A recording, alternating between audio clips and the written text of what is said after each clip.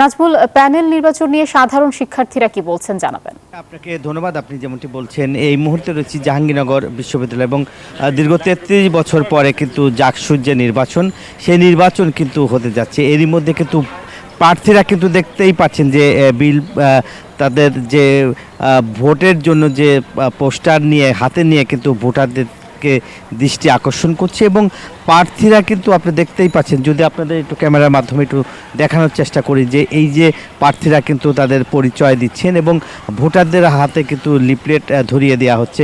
একই সঙ্গে এখানে যদি দেখেন যে বিভিন্ন প্যানেলের শিক্ষার্থীরাও কিন্তু রয়েছে এবং ভোটারদের আকৃষ্ট করতে এবং ভোটারদেরকে লিফলেট দেওয়া হচ্ছে এবং তারা আসলে জাহাঙ্গীরনগর বিশ্ববিদ্যালয় হল সংসদ নির্বাচনের এখন পর্যন্ত 102 জনের যে প্রার্থীর কোন 102 জনের কোনো প্রার্থী প্রতিদ্বন্দ্বী নেই। এছাড়াও হল সংসদের 63টি পদে কোনো প্রার্থী নেই, ফলে এইসব পদ কিন্তু এখন শূন্য বলে বিবেচিত হচ্ছে এবং 21টা আবাসিক হলের 15টি করে পদ রয়েছে। সেসব পদে কিন্তু আপনারা দেখছেন যে এখন হলে এবং বিভিন্ন ডিপার্টমেন্ট অথবা ক্লাসরুমেও কিন্তু তারা যাচ্ছেন এবং প্রচার প্রচারণা করছে। প্রচার প্রচারণার আজকে তৃতীয় দিন এবং ভোটারদের কাছে কিন্তু প্রার্থীরা এভাবে আসলে পরিচয় তারা নিচ্ছেন এবং দিচ্ছেন এবং যা বলছেন যে তাদেরকে পরিচয় সেই ভোটারের কাছে যাচ্ছে এবং ভোটের জন্য কিন্তু তারা এখন যেহেতু কয়েকটি প্যানেল রয়েছে, সেই সব প্যানেলের কিন্তু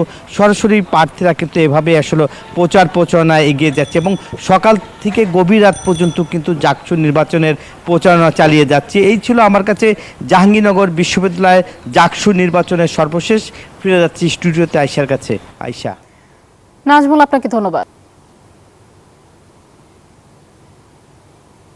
আয়শা, আপনাকে ধন্যবাদ। আপনি জানেন যে প্রাচ্যের অক্সফোর্ড ঢাকা বিশ্ববিদ্যালয়ের কেন্দ্রীয় ছাত্র সংসদ নির্বাচন আগামী 9 সেপ্টেম্বর। সেই 9 সেপ্টেম্বর নির্বাচনকে কেন্দ্র করে ইতিমধ্যেই যারা প্রার্থী তারা জোর প্রচারণা চালাচ্ছেন। আজকেও সেই প্রচারণার 7ম দিনে এসে তা প্রার্থীরা নিজেদের মতো করে প্রচারণা চালাচ্ছেন। ইতিমধ্যেই আমাদের সাথে কথা বলেছেন হচ্ছে ছাত্রদল এবং ছাত্র শিবিরের যারা পদপ্রার্থী, তারা কথা বলেছেন।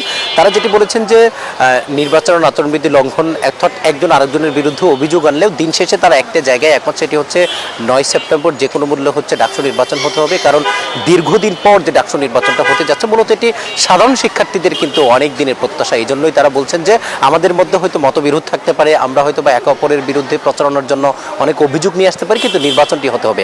আপনাকে বলে রাখি, গতকাল এস এম ফরহাদ অর্থাৎ ইসলামী ছাত্র শিবিরের যে জিএস প্রার্থী, তার বিরুদ্ধে যে অভিযোগ করেছেন বিএম ফাহমিদা, আজকে তিনি গণমাধ্যমের সাথে কথা বলে তিনি বলেছেন যে তিনি ডাকসু নির্বাচন বানচাল করার জন্য মূলত এই রিটটি করেননি।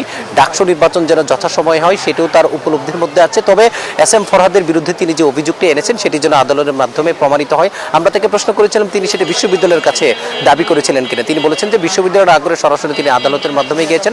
তবে তার কিছু অভিযোগ আছে, সেই অভিযোগগুলো হচ্ছে যে তার বিরুদ্ধে সাইবার বুলিংয়ের অভিযোগ আনা হচ্ছে। অর্থাৎ তিনি বলেছেন যে এই রিটটি করার পর তার বিরুদ্ধে সামাজিক যোগাযোগ মাধ্যমে অনেকেই নানা ধরনের কটূক্তি করছেন। সেই কটূক্তি নিয়ে সাদিক কায়েম আবার বলেছেন যে কারা কটূক্তি করছে এগুলো যদি তারা ধরিয়ে দিতে পারে, যদি তাদের দলের কেউ থেকে সেই বিষয়ে তারা ব্যবস্থা নেবেন। তবে সাদিক কায়েম বলেছেন এই বিষয়ের সাথে তারা কোনোভাবেই জড়িত না, তাদের বিরুদ্ধে মিথ্যা অপপ্রচার চালানো হচ্ছে, একটি সংঘবদ্ধ মহল তাদের বিরুদ্ধে অপপ্রচার চালাচ্ছেন। অপরপক্ষে ছাত্রদলের জিএস প্রার্থী তিনি বলেছেন যে সরকারের অনেক উপদেষ্টা তাদের গঠিত যে ছাত্র সংগঠন আছে, বিশেষ করে অর্থাৎ বাকছাসের দিকে তারা আঙ্গুল তুলেছেন। সেখানে বলেছেন তাদের অনেকের পক্ষেই তারা নানাভাবে সামাজিক যোগাযোগ মাধ্যমে প্রচারণা চালাচ্ছেন। লেভেল প্লেইং যেন ঠিক থাকে, সবাই যেন ঠিক মতো প্রচারণা করতে পারে, সেই প্রত্যাশার কথাই তারা বলেছেন। আয়শা, এই ছিল আমার কাছে ঢাকা বিশ্ববিদ্যালয়ের যে ছাত্র সংসদ নির্বাচন সেই সম্পর্কিত সর্বশেষ তথ্য। কাজী আয়েশা, রাজশাহী বিশ্ববিদ্যালয়ে আজকে সকাল 10টা থেকে মনোনয়নপত্র জমা দেওয়ার সময় শুরু হলেও এখন পর্যন্ত কোনো প্রার্থী কিন্তু মনোনয়নপত্র জমা দেননি। প্রার্থীদের অধিকাংশই ডোপ টেস্ট করছেন, সেখানে তাদের রিপোর্ট যদি নেগেটিভ হয় তাহলে তারা চূড়ান্তভাবে মনোনয়নপত্র জমা দিতে পারবেন। আমরা মেডিকেল সেন্টার থেকে ঘুরে এসেছি, সেখানে আমরা দেখেছি যে প্রার্থীরা ডোপ টেস্ট করছেন, তবে রিপোর্ট 72 ঘন্টা পরে পাবেন বলে কিন্তু তারা আমাদেরকে জানিয়েছেন। আর আজকে আমরা কিছুক্ষণ আগে রাকসু নির্বাচন কমিশনের সদস্যদের সঙ্গে কথা বলেছি, তারা বলছেন যে ছাত্র দলের দাবি অনুযায়ী প্রথম বর্ষের শিক্ষার্থীদের ভোটার করার বিষয়ে তারা বিশ্ববিদ্যালয় প্রশাসনের সঙ্গে কিছু কিছুক্ষণের মধ্যেই বৈঠকে বসবেন। সেখানে প্রথম বর্ষের শিক্ষার্থীদের যদি ভোটার করা হয় তাহলে রাকসুর নির্বাচনী যে তফসিল সেই তফসিল পুনর্নির্ধারিত হতে পারে। আর গতকালকে ছাত্রদল, ছাত্র শিবির ও স্বতন্ত্র প্রার্থীদের মধ্যে যে উত্তেজনাকর পরিস্থিতি ছিল তার কারণে কিন্তু অধিকাংশ প্রার্থী সঠিক সময়ে মনোনয়নপত্র উত্তোলন করতে পেরেছিলেন না, ফলে সন্ধ্যা 7টা পর্যন্ত সময় বৃদ্ধি করা হয়েছিল। আর আজকে 12:30 থেকে ছাত্রদলের নেতাকর্মীরা প্রশাসন ভবনের সামনে অবস্থান করবেন।